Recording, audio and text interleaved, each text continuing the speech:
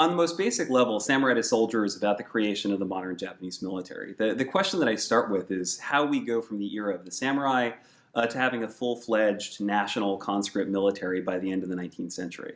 My answer to that question is that it was, a long and complex process that involved contests, trial and error, sometimes more error than anything else, and really spanned 50 years and wasn't just the result of a sort of top-down action by the Japanese government.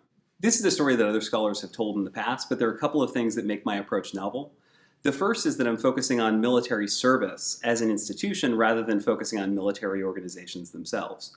I've always been kind of a social historian at heart, so I'm less interested in sort of the big picture organizational questions. How does the force structure of the Japanese army change? How did it conduct a military campaign or something along those lines? As what the experience was like for the people who were bound up in institutions like that.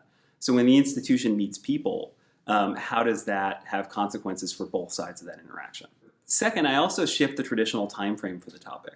Most histories of the Japanese army start from the time of the 1868 Meiji Restoration, when a new government came to power and enacted a whole series of reforms, many of which dealt with the military. I, on the other hand, back the process up by about 3 decades, which allows me to see how the legacies of the earlier period in Japanese history, the Tokugawa period, provided a kind of foundation that the Meiji government was able to build on in its own reform efforts.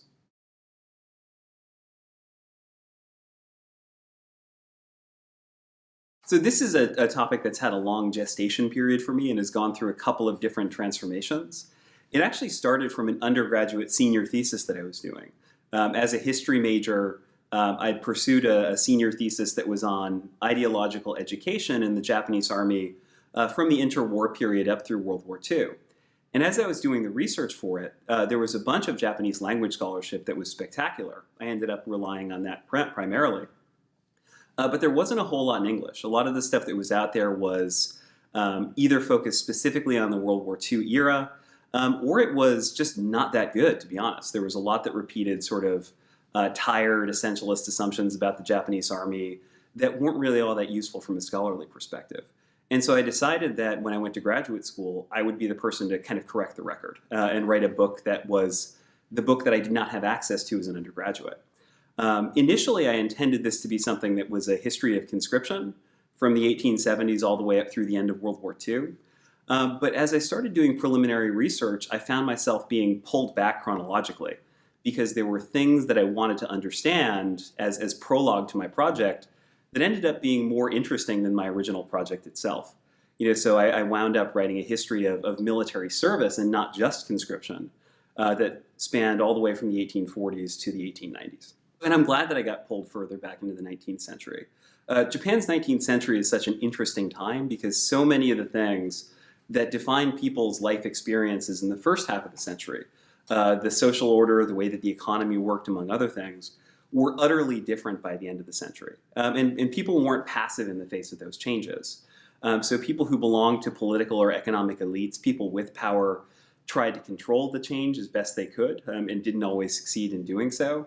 And other people who did not have a lot of power, be it economic power, political capital, or what have you, still tried to navigate the currents of those changes to their own advantage. So you have people like Otori Keisuke, who is the figure I open the book with, who grew up in rural Japan and was supposed to be a Chinese medicine doctor, but decided that instead he was going to learn how to translate English and Dutch, and ended the 1860s as a brigadier general. Or in Choshu domain, where people with outcast status, who were sort of considered, socially below even commoners, actually volunteered for military units to fight for their own emancipation. And then, fast forwarding to the 1870s, you have people, peasants who wanted to resist a new draft law, who became overnight legal experts on all the loopholes that they needed to exploit in order to avoid that draft. So people were really trying to, people were by no means passive in the face of everything that was changing their society.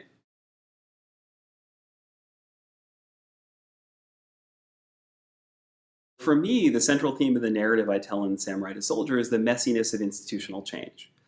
Histories that deal with the military are especially prone to making that change seem straightforward. A reform is ordered at the top levels of the chain of command, and then it's implemented further down. Reality is, of course, a lot more complex than that.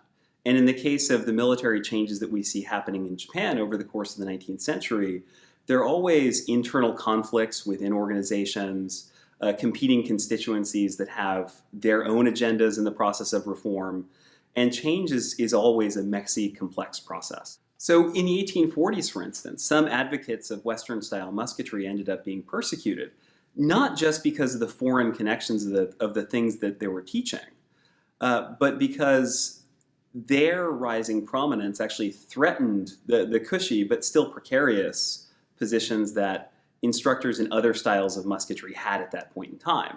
So the thought was, if these guys who are teaching Western-style drill suddenly get sponsored by a particular domain or by the shogun, then the people who had been in those positions would lose them. So that more than anything else drove a lot of that opposition. So even in the era after the Meiji Restoration, what everyone remembers is the Meiji government's success in implementing a universal conscription policy beginning in the 1870s. But what's less commonly known is that those efforts were preceded by a couple of spectacular failures in which regional actors with their own agendas thwarted a lot of those policies, as did individuals who were not interested in having themselves or their children drafted into the military.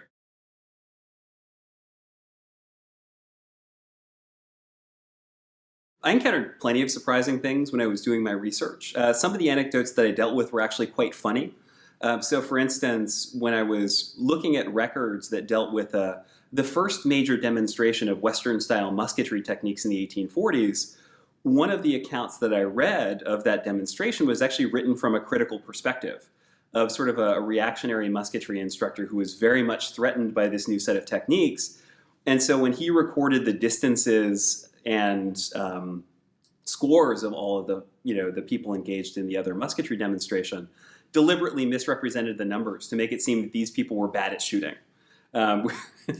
which was certainly an amusing record to be able to incorporate into the book. So some of the other sources that I came across were deeply tragic, such as the accounts of deserters in the 1870s who tried to escape military service through the most direct route possible, and did not end up doing so successfully. Most of the people that I read about, at least, ended up being executed, not only for desertion, but also for other petty crimes that they had committed to aid their escape.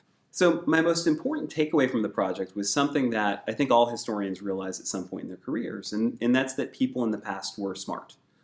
The conventional narrative of military reforms in mid-19th century Japan was often presented as a contest between canny reformers who got it, who understood the necessity of reform and weren't afraid to do what they needed to do in order to pursue it. And then on the other side, sort of benighted reactionaries who were opposing reform mostly out of a sense of xenophobia. And that's not really true at all.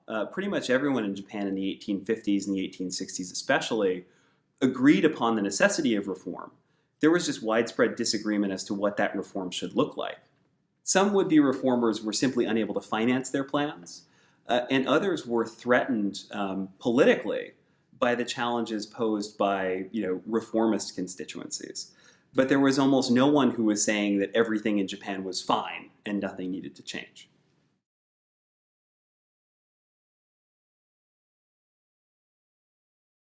In the short term, I'm working on a chapter for the upcoming third edition of the Cambridge History of Japan. I was asked to contribute a chapter that dealt with technology and warfare over the transition from the Tokugawa period to the Meiji period. And that's something that obviously is central to my book, To Samurai to Soldier, but I'm going to be dealing with a broader set of topics in a more constrained format. My next major project is a more focused look at a topic that I deal with in only general terms in Samurai to Soldier, and that's the 1868 to 1869 Boshin War that accompanied the Meiji Restoration. And in particular, I'm looking at the 1868 battles at Toba and Fushimi, just to the south of the city of Kyoto, that began that conflict. What I'm trying to do is to write a history of Toba Fushimi that combines traditional military history with a broader approach at the same time. So to talk about what we might call the operational history of the battle, the kind of standard narrative of how the battle unfolded, how it was fought, etc., but combine that with a deeper consideration of the battle's context, what else was going on socially and politically around the Kyoto area leading up to 1868, and to also consider the battle's legacies as well. How is it commemorated after the fact? How does its legacy linger on into pop culture into the 20th and 21st centuries, etc. So what I'm hoping to do is to write a complete narrative of the battle, not just as a military engagement, but also as sort of a broader historical phenomenon. The project might end up expanding depending on how much source material I find, but that's how I envision it right now.